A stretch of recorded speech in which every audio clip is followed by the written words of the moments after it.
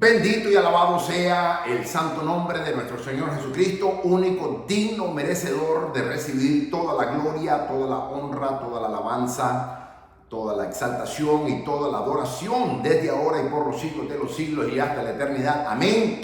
Mi alma adora su santo y bendito nombre. Soy el doctor Israel Goldman del Ministerio Maranata, transmitiendo desde Fort Walton Beach, Florida, Estados Unidos de América. Continuamos con un fascinante estudio que hemos embarcado y estamos en un viaje académico, de aprendizaje, de reaprendizaje. Y le damos la gloria a Dios por darnos la oportunidad.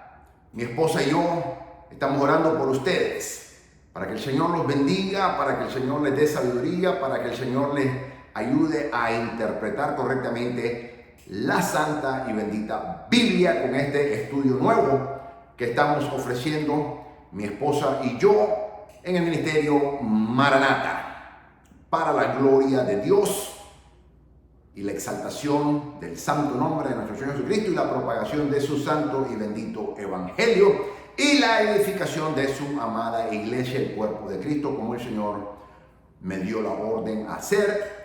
Y ahora con mi ayuda idónea, con mi esposa, mi amada esposa, estamos orando para que el Señor bendiga las vidas de todos y cada uno de nuestros alumnos y nuestra audiencia, que semana a semana nos mira a través de las plataformas, de los medios sociales del Ministerio Maranata. Te bendecimos en el nombre de Jesucristo y te damos, mi esposa y yo, una bendecida bienvenida en el Señor Jesucristo.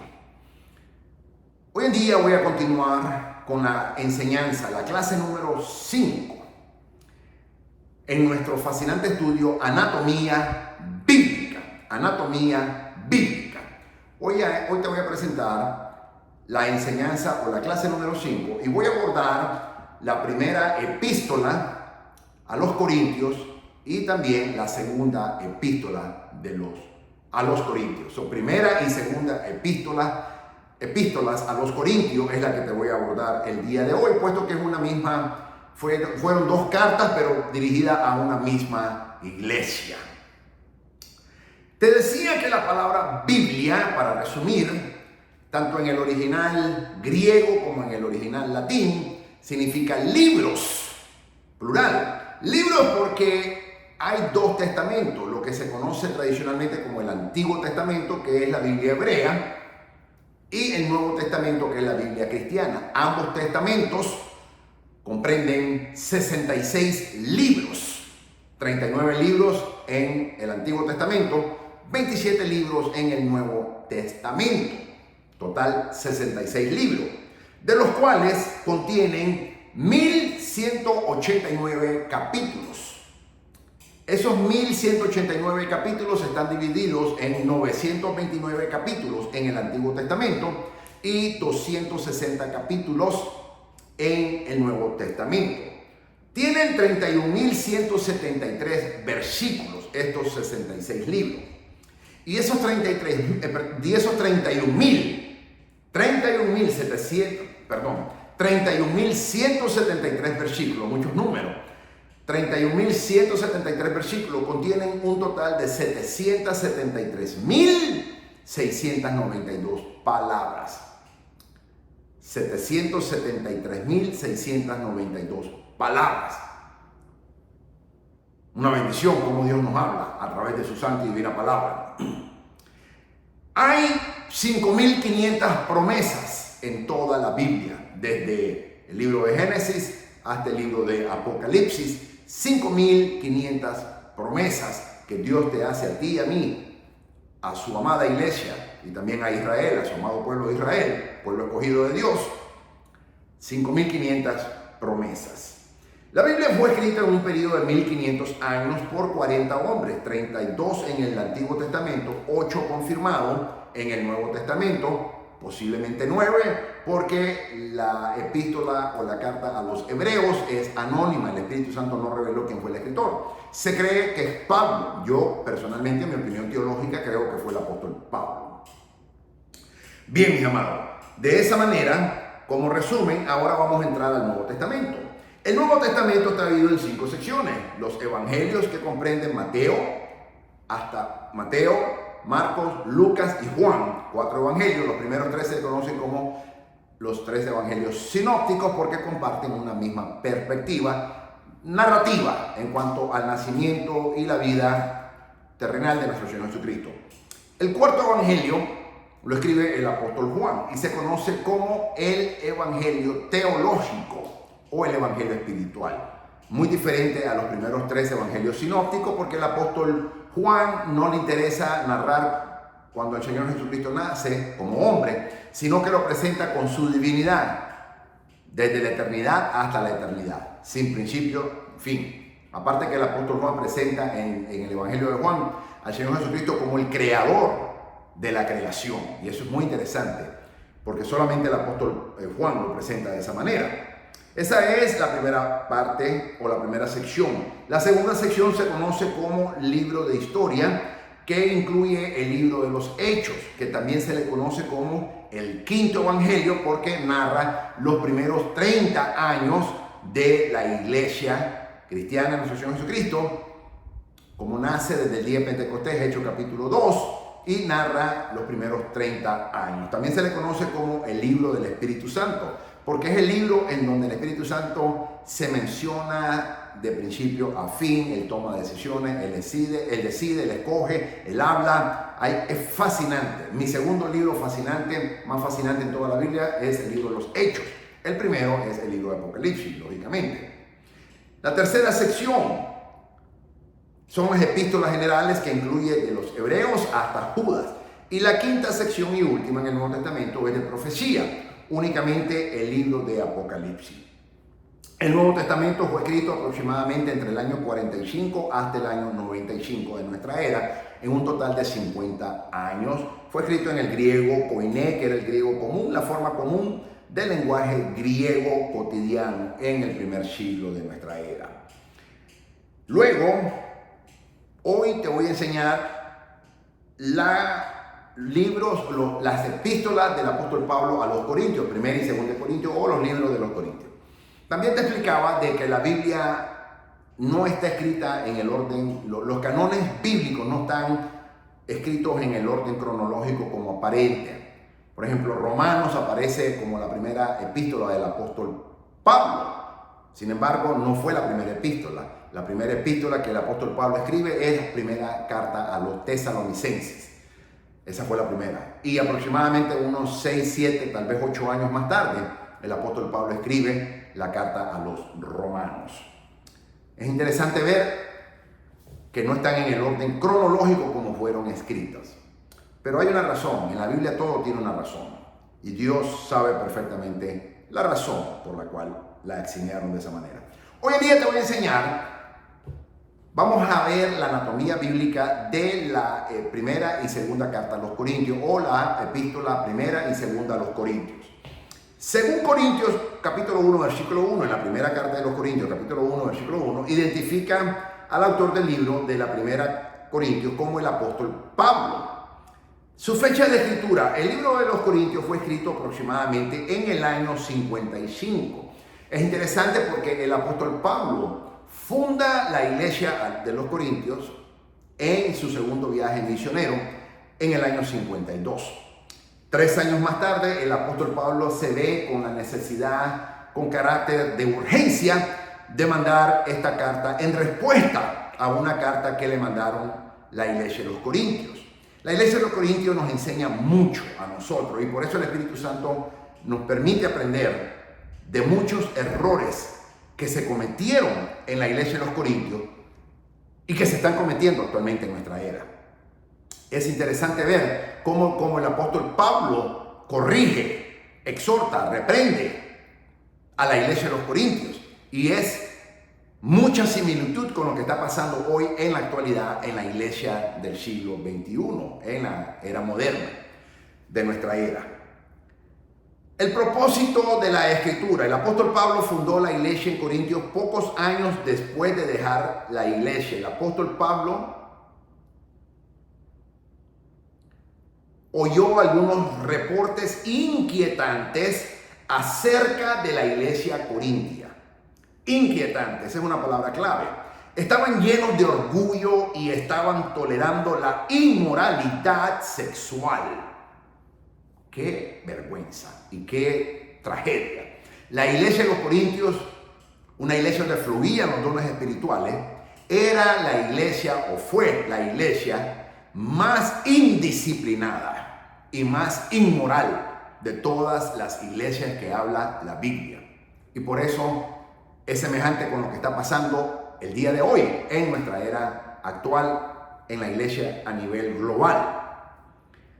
Y esto me llama mucho la atención y nos tiene que llamar mucho la atención. Estaba lleno de orgullo y estaban tolerando la inmoralidad sexual. Los dones espirituales eran usados incorrectamente y había un creciente malentendido de las doctrinas cristianas básicas. Los dones espirituales estaban siendo utilizados para manipulación y para beneficio propio de los mismos ministros y aún cristianos. Y había una competencia de quién hablaba más lenguas. Había una competencia de quién tenía más dones espirituales. Es interesante ver que el apóstol Pablo en el capítulo 12, primera carta de los Corintios, aborda los dones espirituales. En ninguna otra carta se menciona detalladamente los dones espirituales. Luego en el capítulo 14 habla de la profecía.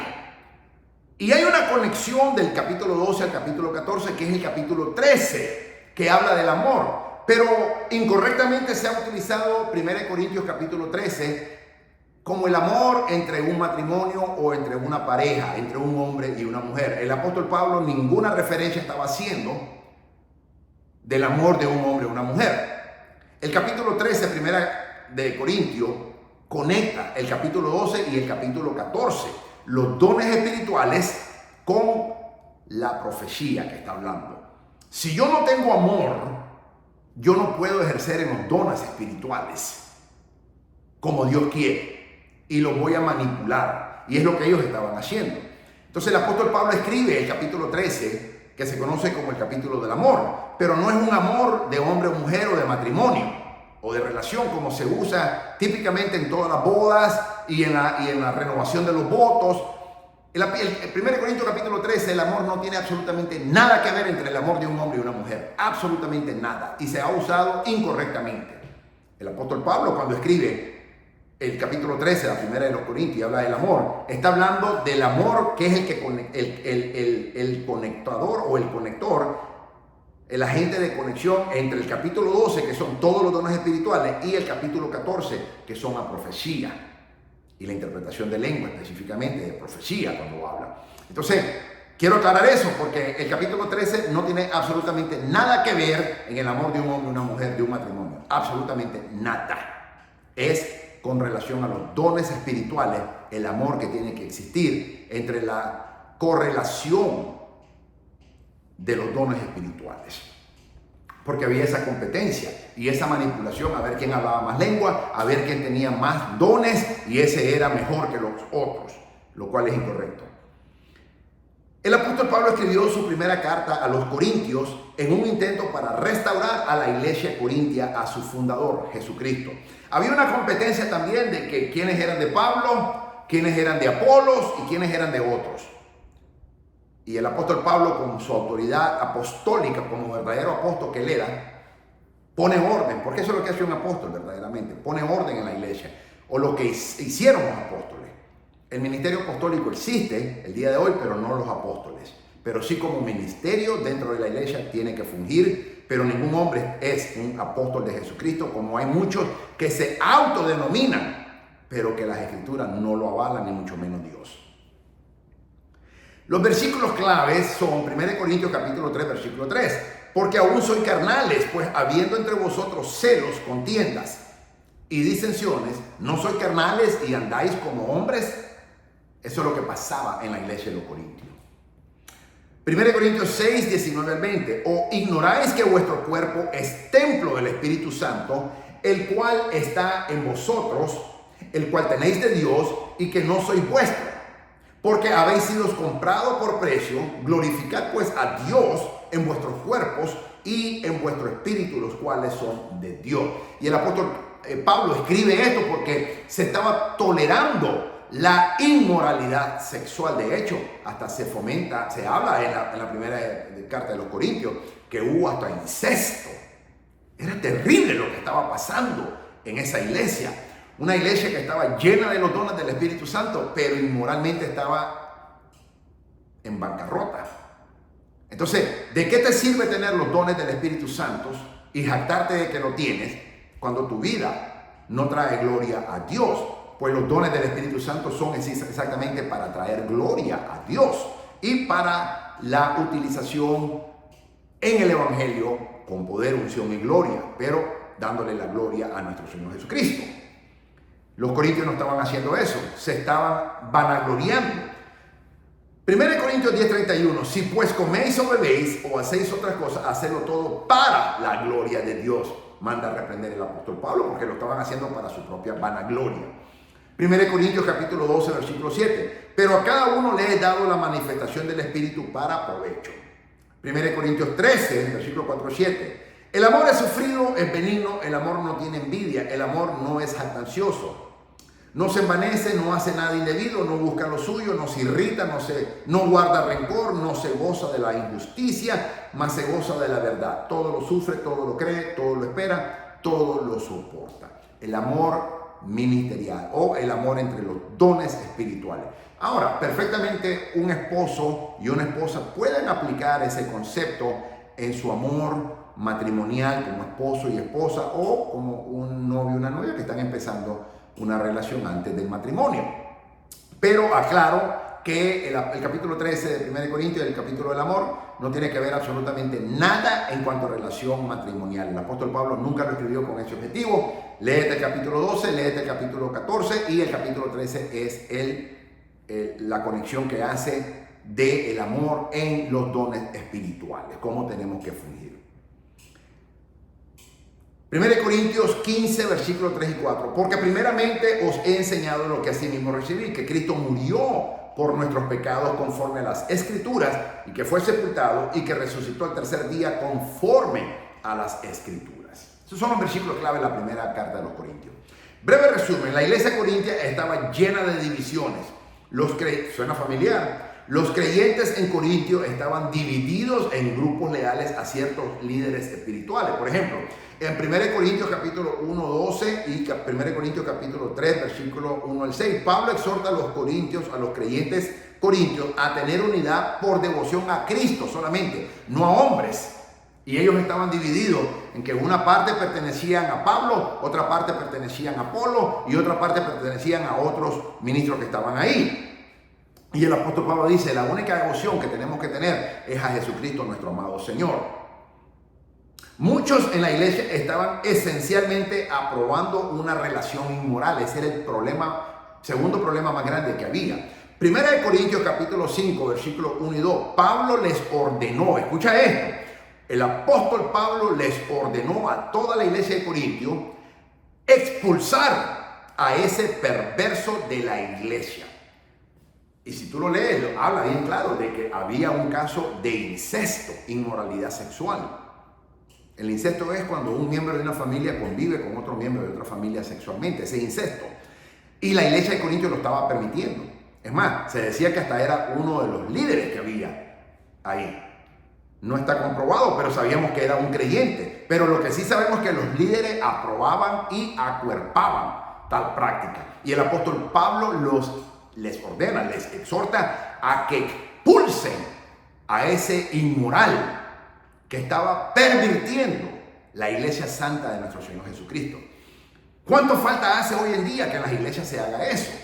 Y cuando hay un hombre o una mujer que está pervirtiendo, ya sea sexualmente o de otra manera, a la santa iglesia de nuestro Señor Jesucristo, la palabra de Dios nos permite expulsar, porque esos son agentes de Satanás que vienen a traer divisiones y falsas doctrinas. Más adelante te voy a enseñar cómo habían falsos apóstoles atacando al apóstol Pablo. Entonces, aquí en 1 Corintios capítulo 5, versículo 13, los creyentes corintios estaban llevándose unos a otros ante la corte. Terrible. En vez de resolver la situación entre ellos, iban a la corte. Eso dice 1 Corintios 6, 1 al 2. El apóstol Pablo enseñó a los corintios que sería mejor aceptar sufrir el agravio que dañar su testimonio cristiano. 1 Corintios capítulo 6, versículos 3 y 8. Pero quiero regresar a la inmoralidad sexual. ¿Cómo está tu iglesia? ¿Cómo está tu vida? Y nosotros como pastores, como líderes, como siervos de nuestro Señor Jesucristo, tenemos que ser celosos en que la inmoralidad sexual no esté sucediendo en las iglesias del Señor. Y muy lamentablemente muchas iglesias, muchas, en muchos países del mundo, hay pecado de adulterio, hay pecado de fornicación. Lamentablemente algunos ministros están aún fornicando y hasta adulterando, porque la mayoría son casados, no todos, pero la mayoría son casados y están adulterando. Y eso es triste ver cómo se está llevando ese pecado del diablo, del mismo diablo, dentro de la iglesia del Señor. Y eso es terrible. Nunca se me olvida el caso de una vez cuando el Espíritu Santo me mandó a una iglesia a predicar. Y el Espíritu Santo me habló y me dijo, el pastor está en adulterio. Pero la esposa lo sabe y no hace nada. Y toda la iglesia lo sabe y no hace nada al respecto. Y toda la comunidad lo sabe. Y están desprestigiando mi evangelio y mi santo nombre. Y el Señor me dio órdenes cómo tenía que predicar esa noche. Y me dijo que no podía yo hablar en el camino y que le dijera a los hermanos que me estaban llevando que el Señor no me permitía hablar y que tenía que ir callado. También el Señor me ordenó comprar un ramo de rosas y no decirle a nadie para qué estaba llevando ese ramo de rosas. Cuando yo prediqué y cuando yo llegué a esa iglesia, en el parqueo, el Señor me dio una visión espiritual y esa iglesia estaba completamente llena de tela de araña. Llena desde afuera, desde el parqueo. Y el Señor me dijo, esto no es una iglesia, esto es un cementerio. Aquí lo que hay son muertos espirituales y yo quiero que tú los resucites con mi poder. Y cuando el Señor me dio esa palabra, el Señor me dio la orden de que yo tenía que después los pétalos de la rosa desde el parqueo los tenía que ir metiendo, tirando al piso hasta todo el santuario, hasta llegar al altar. Y en ese momento el Señor me dijo, ahora llámame que yo voy a venir a santificar esta iglesia. Y cuando yo llamé, la presencia del Señor fue tan tangible que todo el mundo lloró. El pastor se arrepintió, pidió perdón públicamente, la esposa también se arrepintió porque ella no había hecho nada al respecto. Y todos los líderes se arrepintieron también porque ellos sabían y no hacían nada al respecto. Y toda la congregación completa. Esa fue una iglesia que fue restaurada en su totalidad. Entonces, tenemos que ser celosos de que el pecado de fornicación y o adulterio no se tolere dentro de la iglesia, especialmente en el liderazgo. Si un cristiano lo está haciendo a escondidas, muchos pastores no pueden saber eso. Pero si el Espíritu Santo lo revela y se trae, porque no todo va a salir a la luz, no hay nada oculto. Nada oculto que Dios no saque a la luz. Hay que reprenderlo. Y si no se arrepienten y no quieren entrar en una restauración y quieren seguir en pecado, la Biblia nos da derecho a expulsarlo, como lo menciona aquí el mismo apóstol Pablo a la iglesia, que expulsara a ese perverso que estaba pervirtiendo. Y eso lo dice 1 Corintios capítulo 5, versículo 13. Léelo, ahí está. Ok, Pablo le dio instrucciones a la iglesia de Corintios sobre el matrimonio y el celibato también. Sabemos que el celibato no es bíblico. Dios nunca, si Dios hubiera querido que el hombre viviera en celibato, no crea a Eva y simplemente queda Adán solo. Pero fue el mismo Dios quien dijo, no es bueno que el hombre esté solo. A propósito, cuando dice el hombre, está hablando de la raza humana, no está hablando solamente del sexo masculino, también está hablando del sexo femenino. Cuando Dios dice el hombre significa la humanidad, raza humana. Dios estaba hablando de Adán, pero también estaba hablando de la raza humana que incluye a la mujer. Así que la voluntad de Dios no es buena. No es buena, dice Dios, que el hombre esté solo, hombre o mujer, no es buena. Así que si tú quieres un esposo o una esposa, ora y pídeselo al Señor. Espera en el Señor, guárdate en el Señor y deja que Dios te lo escoja. Yo le oré al Señor que escogiera a mi esposa. Yo le pedí al Señor, le dije, Señor, yo soy hombre y yo me he equivocado. Y yo no voy a escoger a mi esposa. Usted me va a escoger a mi esposa.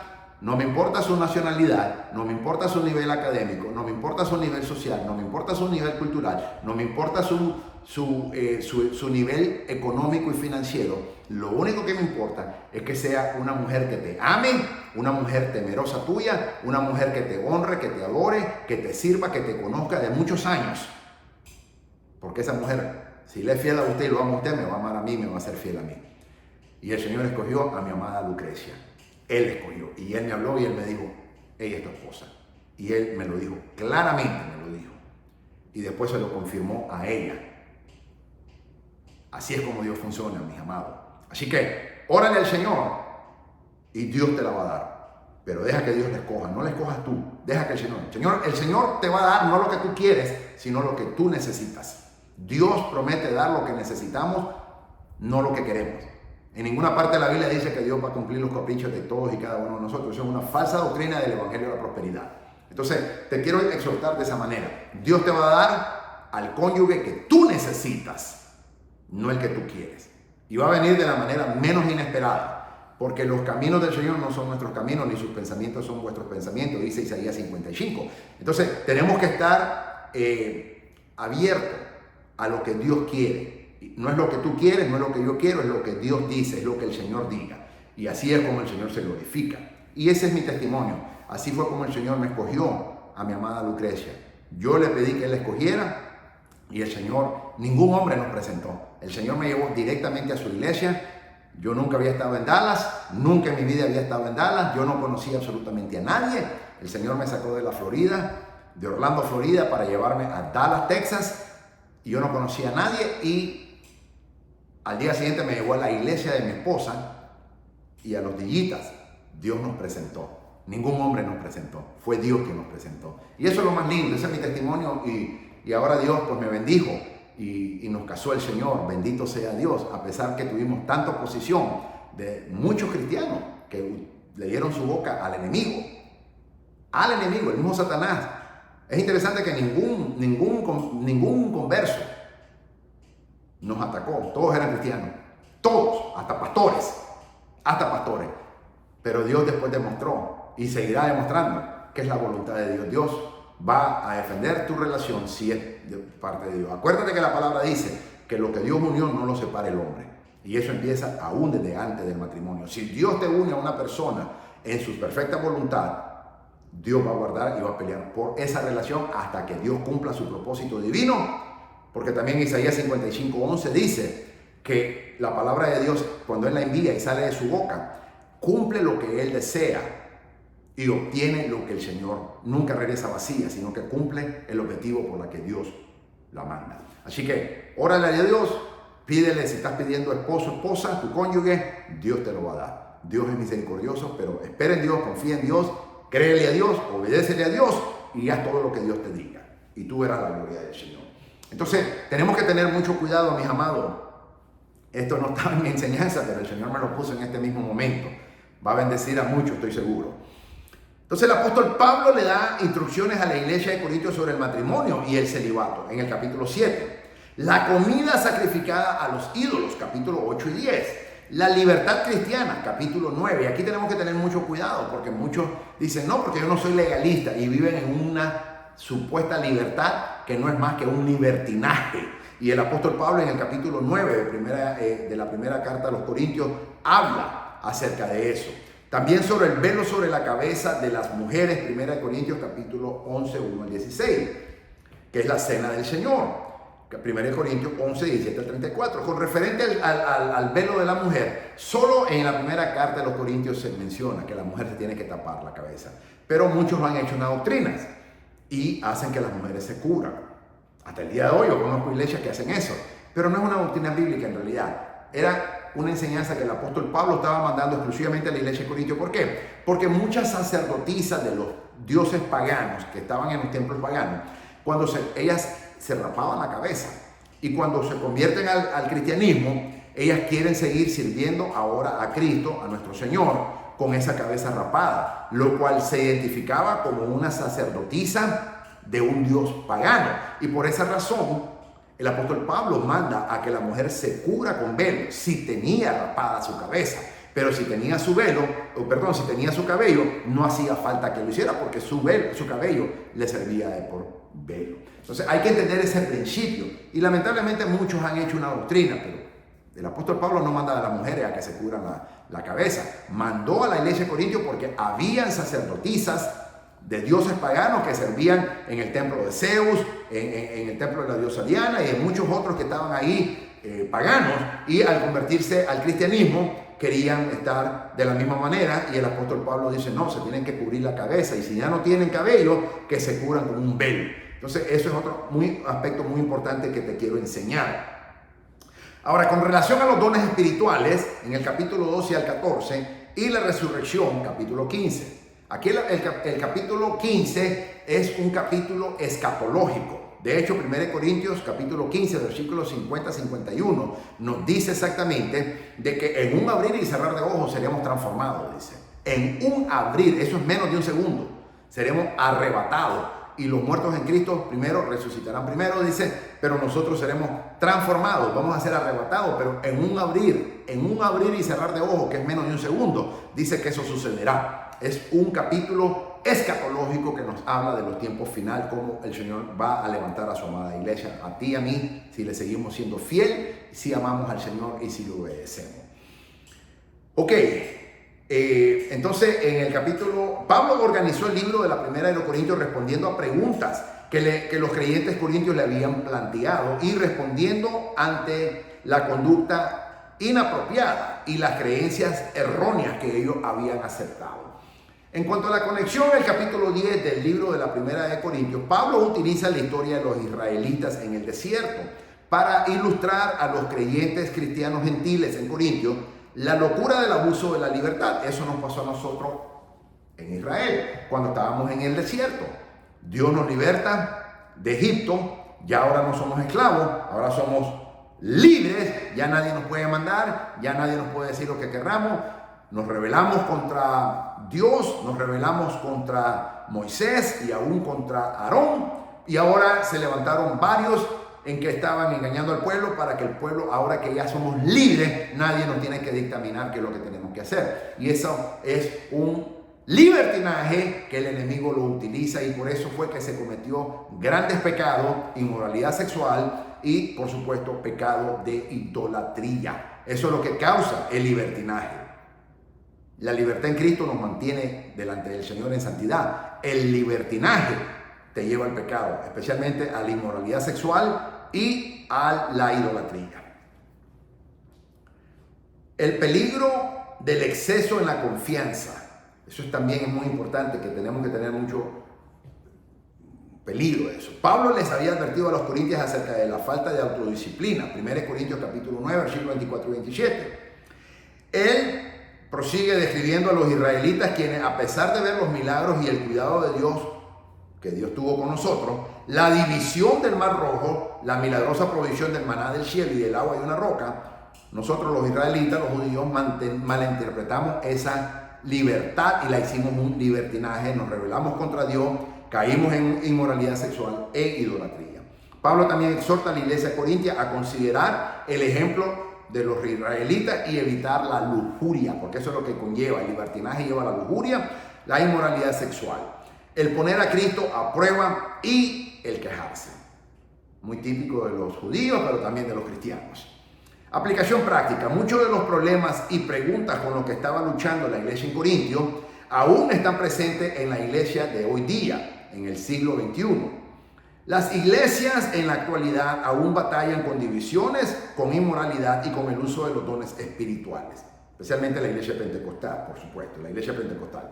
El libro de 1 Corintios pudo muy bien haber sido escrita a la iglesia de hoy en día. Y haríamos bien en atender a la advertencia del apóstol Pablo y aplicarlas en nosotros mismos. A pesar de todas las represiones y correcciones, 1 Corintios trae nuestra atención de regreso a donde debemos estar, en Cristo nuestro Señor, nuestro fundamento. El amor genuinamente cristiano es la respuesta a muchos problemas. Capítulo 13.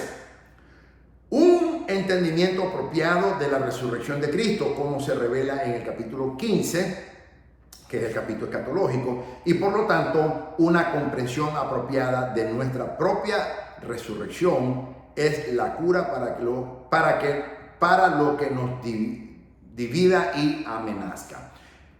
Aquí se cumple la primera de Corintios. La segunda de los Corintios es prácticamente una continuidad de la primera, pero aborda otros aspectos.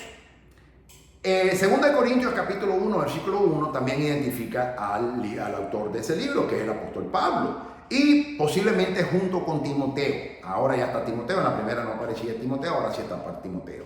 Fecha de su escritura: el libro de la segunda de Corintios muy probablemente fue escrito entre el año 55 y 57. La primera fue en el año 55 y la iglesia fue fundada en el año 52. O sea, 3 años después hay un desorden por completo. El apóstol Pablo estuvo 1 año y medio. Después que el apóstol Pablo se fue y la funda y se va, Satanás manda falsos apóstoles. Y estos eran ningún apóstol de los verdaderos apóstoles que estaban en Jerusalén con el Señor, y algunos que ya habían ido como a la India y a otros países a evangelizarlo. Sino que manda falsos, porque no hay apóstoles. El apóstol Pablo fue el último en ser llamado. Y ahora aparecen falsos apóstoles. Muy común como hoy en día, que hay tantos apóstoles. Hoy todo el mundo, ahora cualquiera es apóstol. Y una característica muy interesante es que el pastor, el hombre es apóstol, y la mujer, la esposa, es la profeta. Eso es una característica. Entonces utilizan los privilegios más altos para vanagloriarse, pero no existen apóstoles. No te dejes engañar, ya no existe. El último en ser llamado en vida fue el apóstol Pablo, y el último en morir fue el apóstol Juan, aproximadamente en el año 100 de nuestra era. Y después del apóstol Juan, nunca más Dios llamó a otro apóstol verdadero, estoy llamando. Hay falsos, pero no lo llamó Dios. Se llamaron ellos mismos, lo llamó el hombre, lo llamó el diablo, Satanás, pero no Dios. Apóstoles ya no hay. Después que murió el apóstol Juan, no volvieron a haber más apóstoles, ni habrán. El propósito de la escritura. La iglesia de Corintios se inició en el año 52, como dije anteriormente. Pablo los visitó en su segundo viaje misionero. Fue entonces cuando él permaneció por 1 año y medio. La primera vez que se le permitió quedarse en un lugar tanto como él lo deseaba. Normalmente no se quedaba tanto tiempo. Un registro de esta visita y el establecimiento de la iglesia se encuentra en el libro de los Hechos, capítulo 18, versículo 1 al 18. Te dije, y en la enseñanza anterior enseñé, que el libro de los Hechos, por eso es el libro de historia, porque narra los primeros 30 años de historia de la iglesia de nuestro Señor Jesucristo. Ahora, en la segunda carta a los Corintios, el apóstol Pablo expresa su alivio y gozo de que los corintios hubieran recibido su severa carta, que ahora está perdida, de manera positiva. Recibieron la exhortación, se arrepintieron, echaron fuera al inmoral ese que estaba causando, y echaron fuera a un sinnúmero de falsos maestros, falsos profetas y un desorden que había, y el Señor restaura esa iglesia. El apóstol Pablo expresa entonces un alivio y un gozo. Esa carta se refería a asuntos que estaban dividiendo a la iglesia. Primeramente, la llegada de los autonombrados apóstoles, que eran falsos apóstoles. Segunda de Corintios capítulo 11 versículo 13 lo dice bien claro. Quienes estaban insultando el carácter de Pablo, un verdadero apóstol de nuestro Señor Jesucristo, sembrando discordia entre los creyentes y enseñando falsa doctrina. Eso es lo que hace un falso apóstol, siempre enseña falsa doctrina. Ellos parecían estar cuestionando la veracidad del evangelio y del apóstol Pablo. Segunda de Corintios 1 versículo 15 y 17 lo dice bien claro. Su habilidad para hablar. 2 Corintios capítulo 10, versículo 10. Y 2 Corintios capítulo 11, versículo 6. Y su indisposición para aceptar la ayuda económica de la iglesia en Corintio. El apóstol Pablo no quería aceptar la ayuda económica, porque él no vivía, no se lucraba de la iglesia. Todos estos falsos maestros y estos falsos apóstoles siempre agarran todo el dinero y le están demandando a la iglesia más dinero, más dinero, más dinero, más dinero. Eso es un falso apóstol y un falso maestro. El apóstol Pablo no hacía eso, él no aceptaba, y por eso ellos lo criticaban y decían que por eso la veracidad de Pablo estaba cuestionada, y ellos se querían poner como verdaderos apóstoles cuando en realidad ellos eran los falsos apóstoles. Ten cuidado, cuando tú escuchas a un hombre que siempre está pidiendo y nunca se sacia, eso es un falso apóstol, eso es un falso maestro, eso es un falso profeta, eso es un falso pastor, eso es un falso evangelista, eso es un falso. Entonces, ten cuidado. Por sus frutos lo conoceréis, dice la palabra. También habían algunas personas que no se habían arrepentido de su comportamiento licenciosos. Segunda de Corintios, capítulo 12, versículo 20 al 21. Pablo estaba muy contento de saber que Tito, de saber por medio de Tito que la mayoría de los corintios se habían arrepentido de su rebelión contra el apóstol Pablo. Según de Corintios capítulo 2, versículo 2 y 13 lo dice bien claro. Según de Corintios 2, 12 y 13. Y también según de Corintios capítulo 7, versículos 5 al 9. El apóstol Pablo los anima por esto, expresándoles su genuino amor por ellos. Según de Corintios capítulo 7, versículo 3 al 16. También el apóstol Pablo buscó reivindicar su apostolado, porque algunos en la iglesia probablemente habían cuestionado su autoridad a través de estos falsos apóstoles. Lo dice 2 Corintios capítulo 13, versículo 3. ¿Cuáles son los versos claves que hay en la segunda carta de los Corintios? Primero, 2 Corintios 3:5. No que seamos competentes por nosotros mismos para pensar algo como que de nosotros mismos, sino que nuestra competencia proviene de Dios. Ese es un verdadero siervo de Dios. No son mis habilidades, es la habilidad que Dios me da. No es mi conocimiento, es el conocimiento que Dios me da. No es por espada, no es por ejército, es por el Espíritu de Dios. Ese es un verdadero siervo del Señor. 2 Corintios 3:18. Por tanto, nosotros todos, mirando a cara descubierta como en un espejo la gloria del Señor, somos transformados de gloria en la misma imagen, como por el Espíritu del Señor. 2 Corintios capítulo 5, versículo 17. De modo que si alguno está en Cristo, nueva criatura es.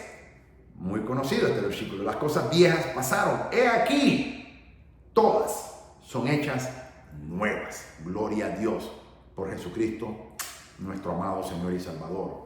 Que en nuestra vida damos una vida nueva por la misericordia de Dios y por el sacrificio de nuestro Señor Jesucristo. 2 Corintios capítulo 5, versículo 21. Al que no conoció pecado, por nosotros lo hizo pecado, para que nosotros fuésemos hechos justicia de Dios en él, en nuestro Señor Jesucristo.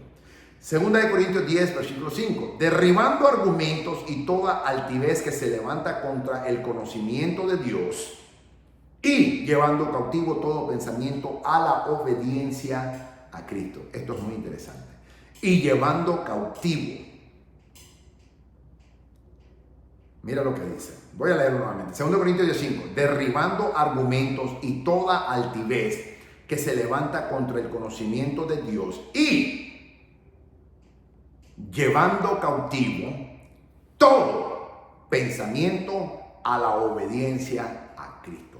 Todos nuestros pensamientos tenemos que traerlos cautivos a la obediencia de nuestro Señor Jesucristo. Si Dios te dijo que hicieras algo y tú no lo has hecho, necesitas llevar cautivo ese pensamiento a la obediencia de Cristo. Si Dios te dijo algo y lo estás haciendo a media, tienes que agarrar ese pensamiento, agarrarlo, cautivarlo y llevarlo a la obediencia de nuestro Señor Jesucristo. 2 Corintios capítulo 13, versículo 4. Porque aunque fue crucificado en debilidad, vive por el poder de Dios, pues también nosotros somos débiles en Él, pero viviremos con Él por el poder de Dios para con vosotros. Mi alma alaba a Jesús. En cuanto al un breve resumen, después de saludar a los creyentes en la iglesia de Corintios y explicarles por qué no los había visitado, como originalmente lo había planeado, ver 2 Corintios capítulo 1, versículo 3 y 2 Corintios capítulo 2, versículo 2.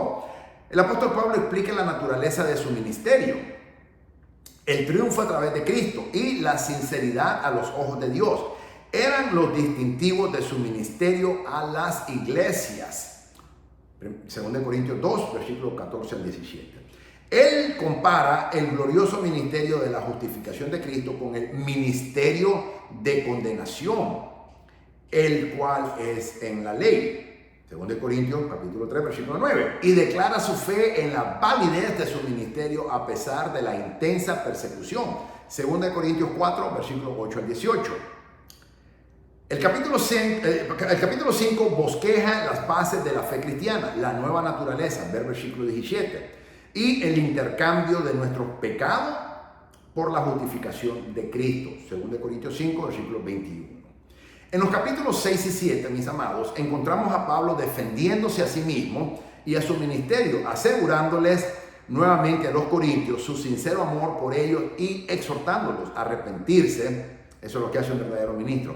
exhorta siempre a la iglesia a que se arrepienta de sus pecados y también a que vivan en santidad, a vivir santamente. En los capítulos 8 y 9, la segunda carta de los Corintios, el apóstol Pablo exhorta a los creyentes en Corintios a seguir el ejemplo de los hermanos en Macedonia y extender su generosidad a los santos en necesidad. Él les enseña los principios y recompensas de ofrendar con un corazón alegre. Pero mira que dice a los hermanos en necesidad. Dios muestra que esos hermanos estaban en necesidad. Tú no le puedes dar a cualquiera solamente porque te dice que está en una necesidad. Dios te lo tiene que revelar, Dios te lo tiene que confirmar, Dios te lo tiene que comprobar. Y entonces, planta. Yo uso más plantar, más que sembrar, me gusta plantar. ¿Por qué? Porque el que planta un árbol, tú puedes sembrar cualquier cosa, pero plantar un árbol va a dar un fruto, va a dar muchos árboles. Y tú le preguntas a un granjero o campesino, como se le llaman en algunos países, cuando está sembrando una semilla, que le pregunta qué está haciendo, te va a decir estoy plantando árboles. No te dice estoy plantando semillas. Él tiene esa fe que ese árbol va a nacer y va a dar frutos. Entonces, el apóstol Pablo enseña en cuanto a la bendición de ser generoso con los verdaderos que están en necesidad. Pablo también termina su carta reiterando su autoridad entre ellos, capítulo 10, y su preocupación por su fidelidad a él ante la feroz oposición de estos falsos apóstoles. Él se llama necio a sí mismo por haber tenido que gloriarse de la mala gana de sus credenciales y su sufrimiento por Cristo. Ver capítulo 11. Termina su epístola describiendo la visión celestial que se le permitió experimentar y el aguijón en la carne que le fue dado por Dios para asegurar su humildad. 2 Corintios capítulo 12. El último capítulo contiene su exhortación a los corintios a examinarse ellos mismos para ver si su profesión de fe es real y termina con una bendición de amor y paz. Muy diferente a la segunda carta a la primera de los Corintios. ¿Cuáles son las conexiones? A través de sus epístolas, el apóstol Pablo se refiere con frecuencia a la ley mosaica, comparándola con la supereminente grandeza del evangelio de nuestro glorioso y amado Señor Jesucristo, a quien mi alma adora y ama, y la salvación por la gracia. En 2 Corintios capítulo 3, versículos 4 al 11, el apóstol Pablo contrasta la ley del Antiguo Testamento con el nuevo pacto de la gracia, refiriéndose a la ley como la que mata, mientras que el Espíritu da vida. La ley es el ministerio de muerte grabado con letras en piedra, dice el apóstol Pablo en el versículo 7. Éxodo 24:12. Porque conlleva solo el conocimiento del pecado y su condenación. La gracia de la ley es que se refleja la gloria de Dios, pero el ministerio del Espíritu Santo es mucho más glorioso que el ministerio de la ley, porque refleja su misericordia, su gracia, su amor, y al proporcionar a través de Jesucristo nuestro Señor como el cumplimiento de toda la ley. Mi alma alaba al santo nombre de nuestro Señor Jesucristo. La aplicación práctica. Esta carta es la más biográfica y menos doctrinal de las epístolas del apóstol Pablo. Nos dice más acerca de Pablo como persona y como ministro que cualquiera de las otras cartas que él escribió. Dicho esto, hay unas pocas cosas que podemos tomar de esta carta y aplicarla a nuestra vida en la actualidad. La primera cosa es la mayordomía, pero no solo del dinero, sino también del tiempo. Muchas veces somos generosos dando dinero, pero no damos tiempo. Alguien me enseñó que así como se anima, no es obligatorio dar el diezmo, es voluntario, pero el diezmo es el 10%, también debemos de dar el 10% de nuestro tiempo, sirviendo a Dios. Y muchas veces no cumplimos eso. Entonces no solamente la mayordomía del dinero, sino que también del tiempo. Los macedonios no solo dieron generosamente, sino que asimismo se dieron primeramente al Señor y luego a nosotros por la voluntad de Dios, dice 2 Corintios capítulo 8, versículo 5. Él utiliza mucho el modelo de la iglesia los hermanos en Macedonia. De la misma manera, nosotros debemos dedicar no solo todo lo que tenemos al Señor, sino todo lo que somos. En realidad, el Señor no necesita nuestro dinero. Esa es una realidad, no la necesita. Él es omnipotente, Él quiere el corazón, uno que anhela servir y complacer y amar y obedecer al Señor. La mayordomía y el ofrendar a Dios es más que solo dinero. Si Dios quiere que ofrendemos parte de nuestros ingresos, y Él promete bendecirnos cuando lo damos a Él, pero es más que eso, Dios quiere el 100%. Dios nunca te va a pedir más del 100%, nunca. Dios quiere el 100%. Él quiere que nos demos por completo a Él. Todo lo que somos, Dios lo quiere. Debemos pasar nuestras vidas viviendo para servir a nuestro Padre Celestial, a nuestro Señor Jesucristo y a su Santo Espíritu. Debemos no solo darle a Dios alguno de nuestro salario, no, sino que nuestra misma vida debe ser un reflejo de Dios. Debemos darnos a nosotros mismos primeramente al Señor y luego a la iglesia y a la obra del ministerio de Jesucristo, nuestro Señor, y a su santo evangelio. De esa manera te puse en perspectiva, te enseñé la anatomía bíblica de la primera y la segunda carta a los Corintios que el apóstol Pablo escribe y nos enseña mucho, especialmente en la primera carta, y la segunda habla de cómo debemos de ser como ministros, y la primera como la iglesia, la conducta que la iglesia tiene que tener dentro de la misma estructura de la iglesia como también en la comunidad. Mis amados, es importante que estudiemos la palabra de Dios. Es importante que aprendamos la palabra de Dios, mis amados.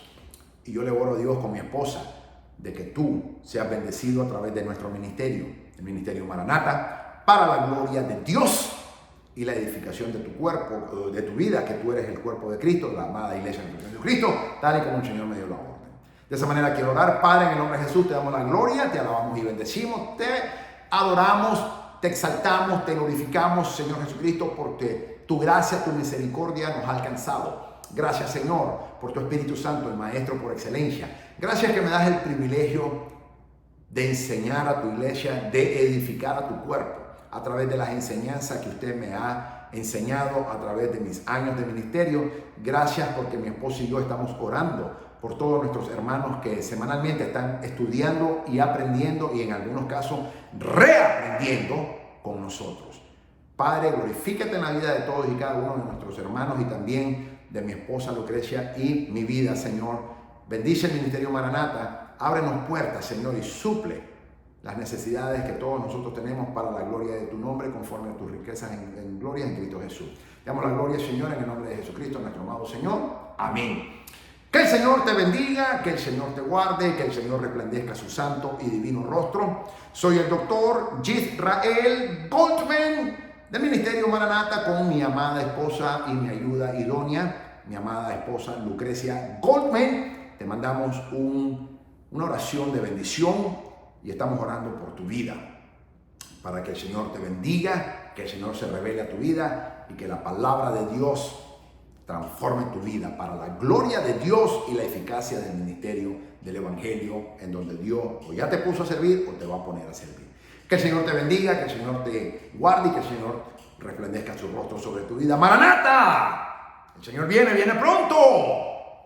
Estemos preparados, estemos en temor y temblor delante de Dios, en santidad, en reverencia delante de Dios, en obediencia, estudiando la palabra de Dios, anhelando su majestuosa venida, garantizada, que Él prometió y Él no miente. Esa es nuestra oración y nosotros, su amada iglesia, su actual novia, pronto seremos la esposa del Cordero. Decimos juntamente con el Espíritu: sí, ven Señor Jesucristo, que te esperamos. Que la gracia de Dios Padre, la bendición de nuestro Señor Jesucristo y la unción del Espíritu Santo gobiernen tu vida, tu mente, todo tu ser, espíritu, alma y cuerpo, y que la palabra de Dios eche raíces más profundas en tu vida para que tú seas un cristiano, una cristiana con excelencia académica en el conocimiento y la aplicabilidad de la palabra de Dios para la gloria del Señor Jesucristo. Esa es nuestra oración y en el nombre del Padre, del Hijo y del Espíritu Santo te bendecimos. Que el Señor te bendiga. Amén.